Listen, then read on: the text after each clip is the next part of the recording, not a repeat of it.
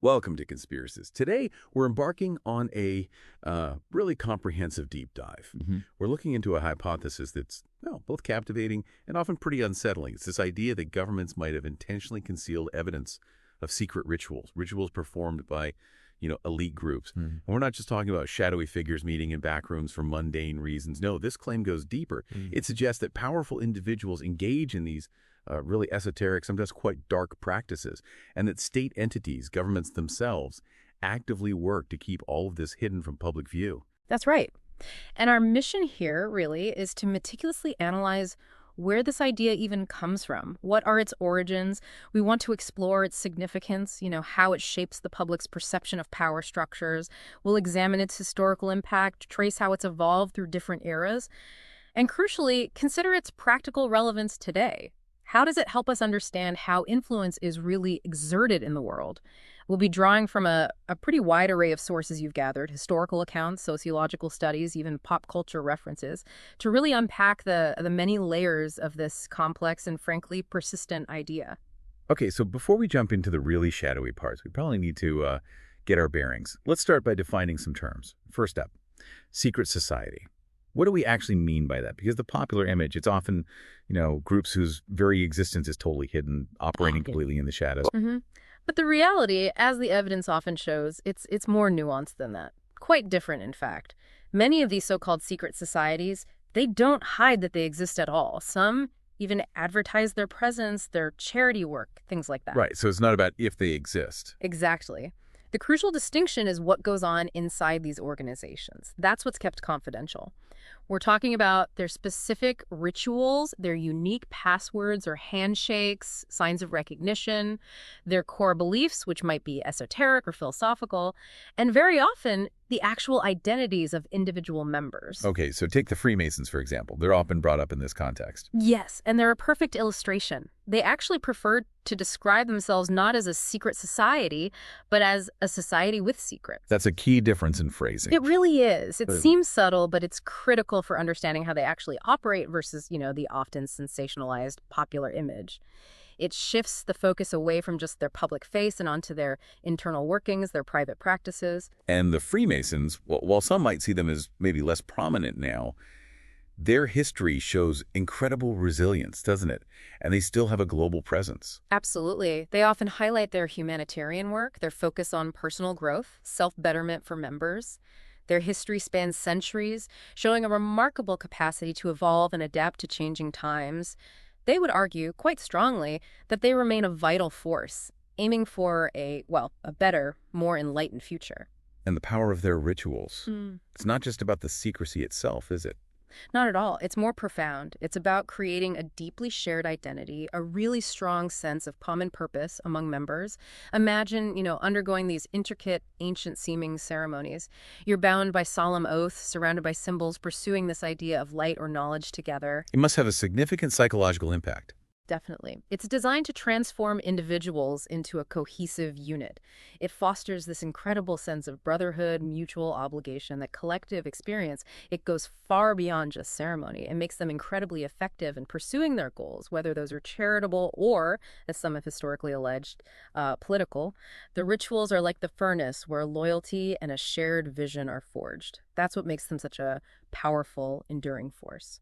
Okay, so we have societies with secrets. Now, what about the elite in this context?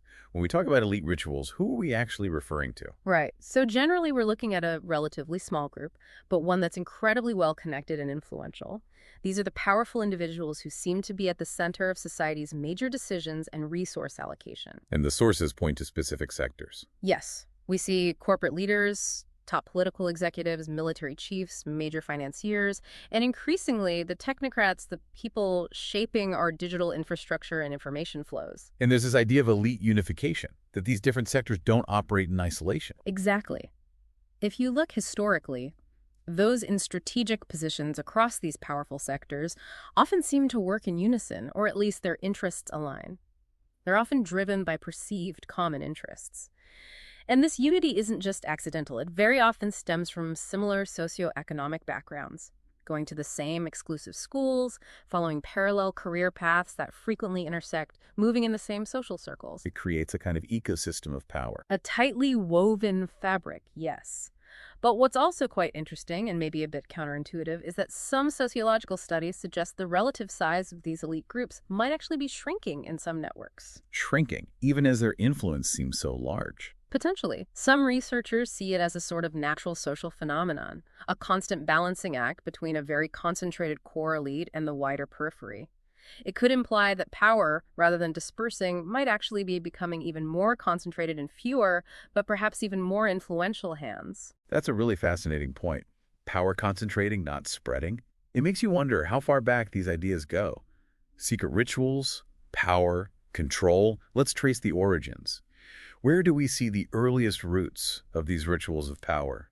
Well, if we look at early evidence, particularly from detailed historical and ethnographic studies of, let's call them primitive or prehistoric societies, we see groups operating in secret. And they leverage that secrecy very directly for power and control. These prehistoric secret societies, sometimes called mystery societies or cults of power, they work to ensure strong economic positions. How do they do that?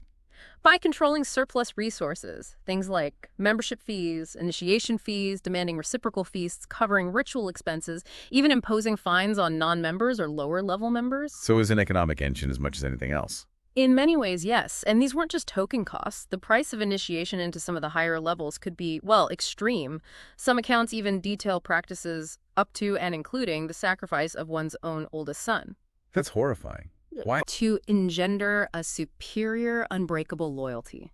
A loyalty that transcended normal family ties, community bonds, utter devotion to the society. And these groups often didn't shy away from violence. They commonly terrorized their own communities, women, children, outsiders, through extreme violence, destruction of property. Some accounts even mention ritual cannibalism. Is there physical evidence for this? Yes. Their practices often left identifiable traces for archaeologists. Specific ritual equipment masks, specialized clothing, musical instruments, figurines, unique structures or dedicated spaces, distinctive burial practices. And the motivation wasn't always purely religious in the sense of social unity. Not always. It was often used quite overtly by individual aggrandizers, people seeking status, wealth, power for themselves. They used the society and its rituals to gain social, political, and economic leverage. This really challenges that older view of early religion as only being about social cohesion. It shows an early, sometimes brutal form of power consolidation using secrecy and esoteric practices. Okay, so from those often quite brutal beginnings, we see a kind of shift, don't we, towards more maybe spiritual or intellectual pursuits in the ancient world, particularly with the rise of the mystery cults. Exactly. A prime example would be the Eleusinian mysteries in ancient Greece. Hugely famous, very influential. Initiates went through this year-long spiritual journey, culminating in the Great Mystery Ceremony. It was held in an underground chamber, an amphitheater. And it was meant to be transformative. Absolutely. Not just a simple rite. It was designed as a profound, life-altering experience, promising deep insights into life, death, the afterlife, highly sought after. And then there was Pythagoras, not just a mathematician. No, the Pythagorean Brotherhood, founded around 500 BC in southern Italy, was very much a secret society and a highly influential one. Their core beliefs centered on the immortality of the soul, reincarnation, strict vegetarianism, and this deep reverence for mathematics. Pythagoras believed math held the keys to the universe's fundamental nature. And they lived apart. Yes. Initiates lived a kind of monastic shared existence. They swore unbreakable oaths of secrecy. And the initiation process itself took 5 full years. Imagine that level of commitment. 5 years. Wow. And even more secretive was the Mithras cult. Perhaps. They met in underground temples called mithraeums, often adapted from natural caves. What's really striking is they left almost no written records.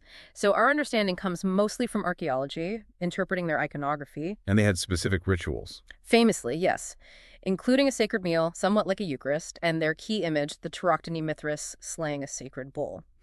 But interpretations suggest it's not just a literal sacrifice scene. The positions of the figures, the animals, the symbols around it. Many scholars argue these were actually coded celestial maps, symbolic representations of the progression of time, the constellations, the precession of the equinoxes, really profound attempts to find hidden order in the cosmos and connect with it through ritual. Fascinating.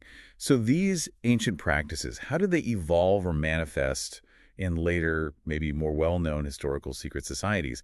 The Knights Templar always come to mind. They capture the imagination like few others. They really do. A powerful military monastic order, amassed huge wealth during the Crusades. Their dramatic downfall involved a whole series of shocking accusations. What were they accused of specifically? Things like blasphemy, spitting on the cross, denying Christ, cursing Jesus or Mary.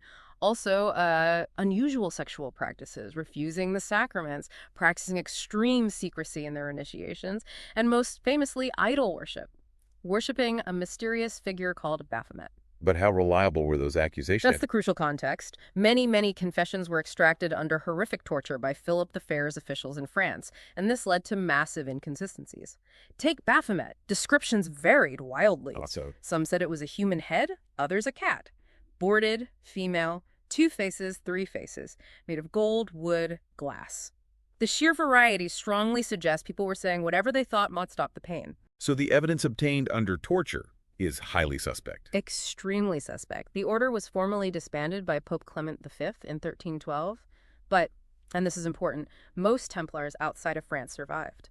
Prosecutions elsewhere were often symbolic or resulted in acquittals. But their legacy lived on. Absolutely. Despite the official suppression, the Templars left this enduring mystique. Many later groups, including big names like the Freemasons and the Rosicrucians, claimed connections, either direct lineage or spiritual links. It just shows the magnetic pull of this enigmatic order and why they feature so heavily in conspiracy narratives even today. Okay, moving forward from the Templars, another really pivotal group, especially from the Enlightenment era, was the Bavarian Illuminati. Yes, founded by Adam Weishaupt in 1776, originally called the Covenant of Perfectibility. And their goal was quite radical for the time. Extremely. To fundamentally change the states of Europe. Weishaupt deeply believed that monarchy and the established church were actively suppressing free thought, holding back progress. He sought what he called another form of illumination, not really spiritual, but intellectual and societal enlightenment. To reform these systems he saw as corrupt. And how did they recruit? Was it open? Oh no, quite deliberate and very exclusive. They handpicked members, started with just 27 people apparently. It eventually grew to 7 lodges, local branches. They specifically looked for Christians of good character, but they explicitly excluded Jews, pagans, women, monks, and members of other secret societies. Interesting. Who do they favor? The rich, the docile meaning willing to learn and follow, and generally young men, aged 18 to 30. It suggests a focus on influencing impressionable individuals who might rise to positions of power. And they had their own ceremonies. Yes. Progression through the ranks involved different grades. The Minerval grade, an early stage, had a complicated ceremony. This included secret signs, a password marking entry into the group's hidden workings. How did Weishaupt maintain control? Apparently through a pretty sophisticated system of mutual espionage. Members reported on each other, keeping Weishaupt informed about everything. Interestingly, they were also highly critical of German Freemasonry at the time, accusing it of corruption. Which probably didn't help them. Ironically, no. It alienated potential allies and likely hampered their growth, contributing to their relatively swift downfall. Which brings us back, again, to Freemasonry. They really seem to embody that society with secrets idea we started with. They do. Their core rituals involve these quite profound ceremonies for candidates, kneeling, hand on the Bible, a compass point against the chest, and swearing these solemn, lifelong oaths of secrecy. Oaths with pretty graphic penalties. Symbolically, at least. Yes, steeped in tradition and symbolism. Things like having your throat cut, tongue torn out, buried in the rough sands of the sea. Of course, purely symbolic today, but representing the gravity of the obligation. And candidates famously seek the light during these ceremonies, symbolizing knowledge, enlightenment, spiritual growth. And it's not just one level of membership. No, there's a layered system. It starts with the basic Blue Lodge degrees: entered apprentice, fellow craft, master mason. But many Masons themselves feel that the higher degrees, beyond those first 3, contain the real substance of Masonry, suggesting, a deeper, more profound, esoteric knowledge or purpose revealed only to those who progress further. Why all the secrecy, then? What's the purpose? It's multifaceted. Obviously, it fosters that intense fraternal bonding and shared identity we talked about, makes the group tighter. Some critics argue it also allows them to hide a perceived religious nature that might clash with traditional faiths. And then, for the conspiracy-minded, this secrecy is seen as a cloak for secret political goals. Like what? Like actively undermining the existing social or political order to push forward what's often vaguely described as a liberal agenda. This kind of deep distrust isn't new either. Back in 1880, the New York Times was openly speculating if Masonry had caused the Civil War and acquitted President Andrew Johnson. It shows how long these suspicions have been around. And their influence, particularly in early America, was significant, wasn't it? Undeniable. Masons were a really potent force in promoting Enlightenment ideals, ideas of universal brotherhood right from the start of the Republic. In cities like Philadelphia, early on, estimates suggest maybe 1 in 5 eligible males was a member. That's huge. And it reached the highest levels. Absolutely. Later on, they even held significant sway in the U.S. Supreme Court. There was an astonishing 8-to-1 ratio of Masons to non-Masons on the court between 1949 and 1956.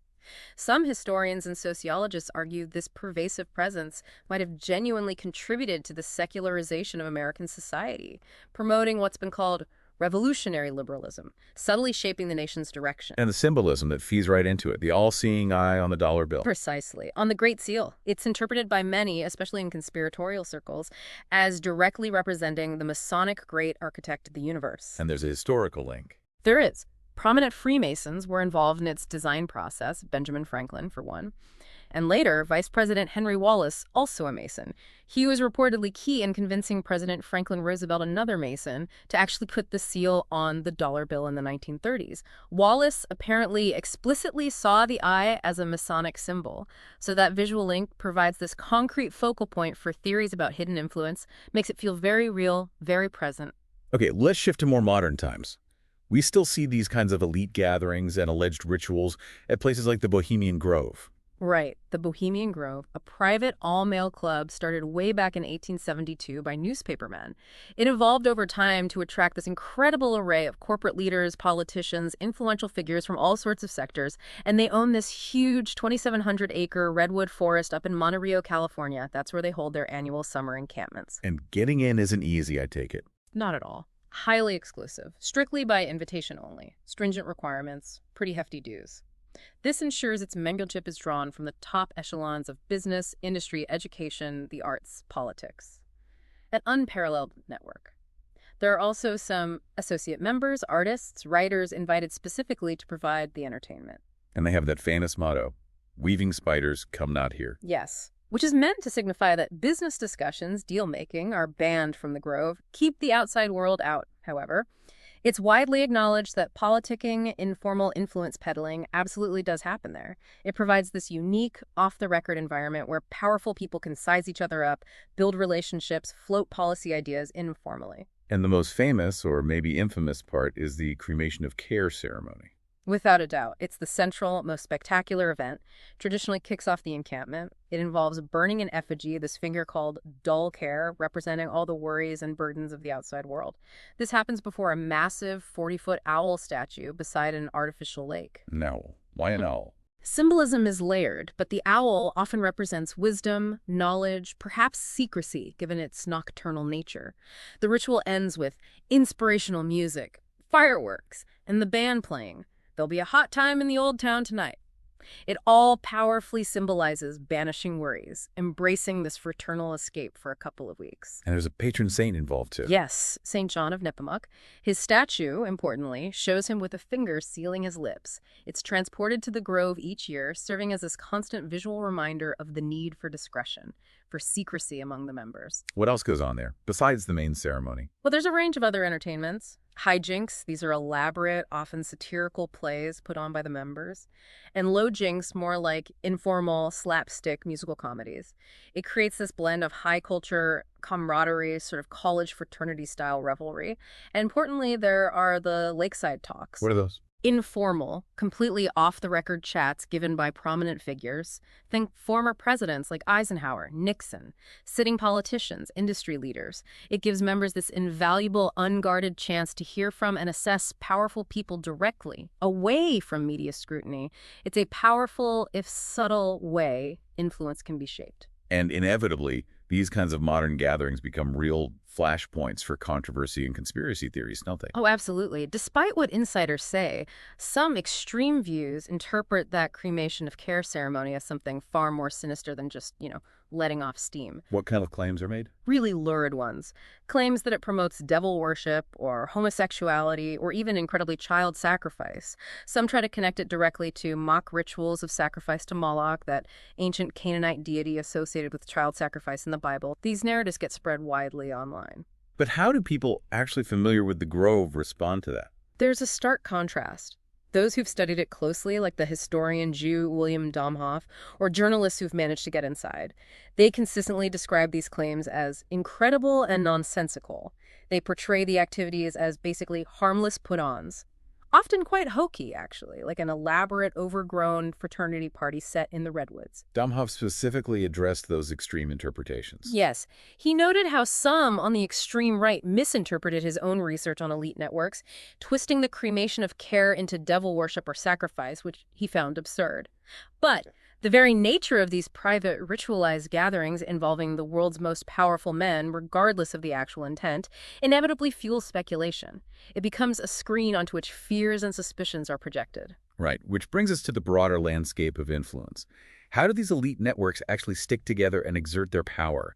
And why is this perception of concealment so persistent? Well, a key mechanism is simply social cohesion.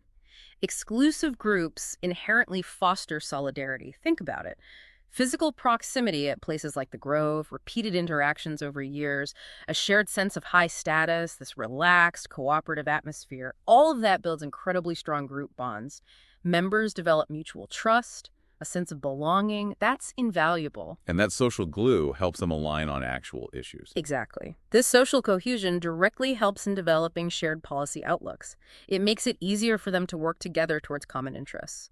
This becomes especially important when you look at what's called transnational elite communication tech. Okay, what's tech? It refers to the organized ways international elites, economic, political, bureaucratic interact, both face-to-face and through mediated channels. These interactions deliberately cross national borders, institutional boundaries, creating a global web of influence. And places like Davos, Bilderberg, they facilitate this. Yeah, precisely. The proliferation of these exclusive meeting places, the World Economic Forum in Davos, the secretive Bilderberg meetings, the Trilateral Commission, they serve exactly this purpose. They bring together top corporate executives, political leaders, influential academics, key media figures. These forums allow them to formulate shared ideas, align their perspectives, set common goals on a global scale. And the private nature of these meetings is key to the perception problem. Absolutely crucial. Even when these meetings involve public officials discussing matters of huge global public interest, the interactions themselves are essentially private, informal, off the record. That lack of transparency inevitably fuels perceptions of unaccountability, of hidden agendas being pursued. So how do these transnational elites actually wield power, according to this model? The material suggests they wield significant structural power. Through their control over vast financial resources, productive capacity, think multinational corporations, and sometimes even coercive resources indirectly. They actively shape the global political economy. It's sometimes described as club governance. Club governance. Yeah, the idea that global governance isn't just formal institutions like the UN. It's heavily characterized by these informal exchanges and collaborations among powerful groups and institutions.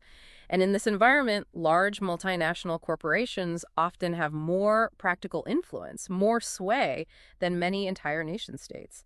That shows a fundamental shift in where global power resides. That's structural power and the private decision-making. Yeah. That feeds directly into the idea of hidden agendas and shadow governments, doesn't it? Directly. Think about major policies, like the U.S. containment strategy after World War II. A massive geopolitical shift. It was largely developed behind closed doors, formulated by a relatively small group of insiders. Only afterwards were extensive public relations campaigns launched to sell it to the public to garner support. Which suggests managing public opinion, not open debate. Exactly. It suggests managing perception rather than engaging in open democratic deliberating about something so fundamental. This historical pattern fuels the idea that the really important decisions are always made behind the scenes. And there are historical examples of specific allegations about elites undermining governments through secret means. Oh, a long and potent history of such allegations. In France, for instance, there was this persistent conspiracy theory about synarchy. It alleged that a shadowy group tied to big business and high finance was plotting to spread a new revolutionary ideology. They supposedly infiltrated government ministries, especially during the Vichy regime under Nazi occupation. The ultimate goal, allegedly, was to replace existing governments with a kind of global authoritarian system run by technocrats and financiers. Some extreme versions even claim. He even claimed they deliberately sabotaged the French economy to cause chaos, engineer a disaster, hoping it would lead to revolution and allow them to seize power. Wow. And this theme of blaming elites for major crises continues. It's a recurring motif. Another provocative theory claims the Great Depression wasn't just an economic collapse, but was deliberately orchestrated by a secret brotherhood of international bankers, the supposed goal, to create chaos, making populations desperate enough to accept radical solutions, which in turn facilitated the rise of figures like Hitler. This paints Hitler as merely a tool, a puppet controlled by these unseen financial masters. A chilling scenario. Deeply chilling. We also see movements like the Bolsheviks. Yes, they were a political movement, but they undeniably had characteristics of a secret society. Highly selective recruitment, a special ideology or knowledge demanding absolute loyalty, aiming for a global New World Order. Their operations were clandestine, using agents, infiltration, and then you get into more fantastical territory with things like the Green Dragon Society. What was that supposed to be? Described as a shadowy sect bent on world domination, allegedly run by 72 secret masters. These masters supposedly generated war, revolution, chaos throughout history, and were even tied to figures like Hitler and Rasputin. Whether historically real or not, these narratives show this persistent human tendency to look for hidden hands, for nefarious order behind complex, frightening events. And these historical threads weave directly into modern conspiracy theories, right? The Illuminati being a prime example. Absolutely. Despite the clear historical evidence that the Bavarian Illuminati was suppressed and effectively dissolved in the late 1780s, modern conspiracy theories insist they survived, that they went underground and continue to secretly pull the strings of global affairs. How? According to the theories. By masterminding major world events, planting their agents in top positions in governments and corporations, manipulating economies, all supposedly working towards establishing this totalitarian New World Order. And this is seeped into pop culture. Massively. You see major celebrities, Beyonce, Jay-Z, others constantly being accused of being Illuminati members or using that symbolism, often based on incredibly flimsy interpretations of hand gestures, logos, music video imagery. And some theories go even further. Oh, yes. Some of the most lurid, out-there allegations get truly fantastical. The idea that the elite are genetically descended from a race of 12-foot blood-drinking, shape-shifting lizards is one prominent example. These theories attribute utterly malevolent, almost cartoonishly evil rituals to them. It shows how speculation can spiral completely detached from reality, tapping into really deep-seated fears about hidden, inhuman control. Okay, so that's the theory landscape, but now let's pivot. How have governments actually interacted with secret societies throughout history? Because this is where the core hypothesis that governments conceal elite rituals often runs into, well, a paradox. A significant paradox, yes. When you examine the historical record, you find numerous cases of governments taking action against secret societies. And this action often involves the exact opposite of concealment. Outright exposure, forceful suppression, active infiltration. Like with the Bavarian Illuminati themselves. Precisely. Far from being hidden or protected by the state, they were explicitly banned by the Bavarian government in 1785. And crucially, the government seized their internal documents, their correspondence, during raids in 1786 and 1787, and then they published these documents in 1787 for everyone to see. This public exposure was a major factor in the group's rapid decline. That's government exposure, not concealment. What about other examples, like in Italy with the P2 Lodge? Another key case. P2 was this Masonic lodge linked to all sorts of dark stuff, alleged fascist plots, secret armies, assassinations, financial crimes. It came under intense government investigation. When its official charter was suspended by the Italian Grand Orient of Freemasonry, did it disappear? No. It continued to operate clandestinely. It went underground, essentially. So the society hid itself. Rather than being hidden by the government. Exactly. It was an act of self-concealment to evade state control and prosecution, not the state protecting it. And we see this pattern elsewhere. Consistently. Take the original Ku Klux Klan in the U.S. after the Civil War, a violent hate group. Their actions led directly to the first anti-terror legislation in U.S. history, the Ku Klux Klan Act of 1871. A federal grand jury officially declared the KKK a terrorist organization. There were widespread indictments, prosecutions, This was the government actively trying to combat and expose a secret society's illegal and harmful activities, not shield them. What about political groups, like communists in the U.S.? Same pattern. Throughout the 20th century, the FBI actively infiltrated numerous communist groups, used undercover agents, informants. This demonstrates a clear, sustained government effort to uncover, monitor, and often disrupt secret political movements. Again, the opposite of concealment. Even going back further, the Molly Maguires. Right, the 19th century secret society of Irish immigrant coal miners in Pennsylvania, accused of violence against mine owners. They were famously infiltrated by an undercover detective from the Pinkerton Agency, working for the mining companies.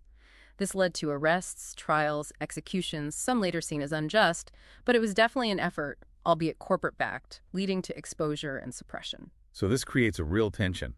The conspiracy theories often identify governments or secret service agencies as they doing the conspiring, doing the concealing. Yes, that's the core assumption in many theories. Government complicity or even direction in hiding the activities of these powerful, often malevolent groups. But the historical evidence seems to point the other way much of the time. Overwhelmingly, yes. While governments certainly engage in secrecy for state reasons and do use behind-the-scenes policy development and PR campaigns, the specific evidence regarding how they interact with secret societies points much more strongly towards suppression and exposure, especially when those societies are seen as illegal, subversive, or threatening. And the crucial point is that when these groups are banned or cracked down upon, they often don't vanish. They adapt. They change names, restructure, go underground. That's self-concealment, a survival strategy, not government protection. We see this with groups like New Order becoming Ordini Nero in Italy, or the Muslim Brotherhood continuing clandestinely after bans. What about intelligence agencies themselves? They operate in secret. Could they be involved? That's a nuanced area. Intelligence agencies are, in a sense, bureaucratic secret societies. Their entire purpose revolves around secrecy. Their goal is to acquire the secrets of others, states, groups, individuals, while meticulously concealing their own operations, methods, identities. They use selective recruitment, strict vetting, oaths of silence, many parallels to secret societies. But is there secrecy about hiding elite rituals? Generally, no. Their secrecy serves state purposes, espionage, counterintelligence, national security, covert operations to influence foreign events. Take someone like Aleister Crowley, the occultist. There are claims he worked for British intelligence during World War I as an agent provocateur. Doing what? Allegedly writing inflammatory anti-British articles for German-linked publications in the U.S. The goal, supposedly, was to anger Americans and push the U.S. towards entering the war against Germany. Now, that's hidden influence by a state agency. But it's strategic political action, not about concealing bizarre rituals performed by bankers or politicians for some dark purpose. It's a different category of secrecy. Okay. So wrapping this all together, what's the lasting impact and the practical relevance of all this for us today? What's the enduring power here? Well, despite all the historical attempts at suppression and exposure, many secret societies and elite networks have shown incredible resilience, remarkable adaptability. They go underground, they transform their public face, they shift focus, but the underlying structures, the networks, often persist. And their influence continues. Absolutely. It continues to extend across politics, economics, social spheres, shaping events, shaping policy, often in ways that aren't transparent to the public. Researchers who study power structures seriously, not just conspiracy theorists, consistently observe this ongoing informal influence. Influence wielded by these well-connected groups on national and international finance, on politics. It's subtle but potent. It often operates effectively without needing any of the, sensationalized QAnon-type scenarios or lizard people. It's the quiet power of networks and shared interests. And what about the conspiracy theories themselves? What makes them so alluring? Yeah. And what are the dangers? Their allure is powerful, especially in uncertain times. They thrive in crises, economic downturns, wars, pandemics, even personal crises. They offer these neat explanatory frameworks. They say, it's not random chaos, it's them. They're secretly conspiring to harm us. It provides a sense of order, of understanding, maybe even a sense of control in situations that feel overwhelming and frightening, makes sense of the senseless. But there are definite downsides. Significant potential for real-world harm. While they might feel like they explain things, conspiratorial thinking often ramps up feelings of threat, anger, isolation, distrust. This heightened sense of imminent danger can tragically spill over into aggression, even violence, if people feel they're under attack or need to preemptively strike against the perceived conspiracy. And misinterpretation is a risk. A huge risk. Often there's a lack of critical thinking about the social or emotional agendas behind the theories themselves. This can lead people to take metaphorical or symbolic claims completely literally, leading to obsessive preoccupation dominating their lives. It can divert energy from addressing real problems and ultimately hinder critical thinking and constructive action. So for us, trying to understand how power really works, what's the key takeaway? How do we distinguish fact from fiction? It boils down to critical thinking, really. Understanding the historical context, the actual motivations, the real operations of these groups, both historical secret societies and modern elite networks. It's crucial for separating verifiable information based on evidence from unsubstantiated claims and wild narratives. It means resisting easy answers and digging deeper. And recognizing the difference between, say, private influence and some grand, malevolent conspiracy. That is the fundamental distinction. While influential groups absolutely operate with degrees of privacy and exclusivity, that club governance model is real, the epistemic work elites do in private forums like Davos to shape shared ideas is happening. That doesn't automatically mean they're involved in devil worship or plotting a new world order in the way the theories suggest. Their private interactions are often about managing complex global problems, aligning interests, building consensus among the powerful. It's opaque, it raises questions of accountability, but it's not necessarily a hidden evil cabal. Understanding that nuance lets us critically assess actual power dynamics without getting lost in the sensationalism. So today we've really dug into these complex claims about governments, elite secret rituals, and this idea of intentional concealment. And what we've seen is that while, yes, powerful groups do operate with secrecy, they do exert influence, and rituals are a part of many such societies. The specific narrative of governments systematically hiding evidence of malevolent elite rights seems largely unsupported by the bulk of historical evidence. It seems much more rooted in historical suspicion, understandable fears about power, and the very fertile ground of conspiracy theories. That's right. The evidence more often points towards government exposure and suppression when these groups cross legal or political lines.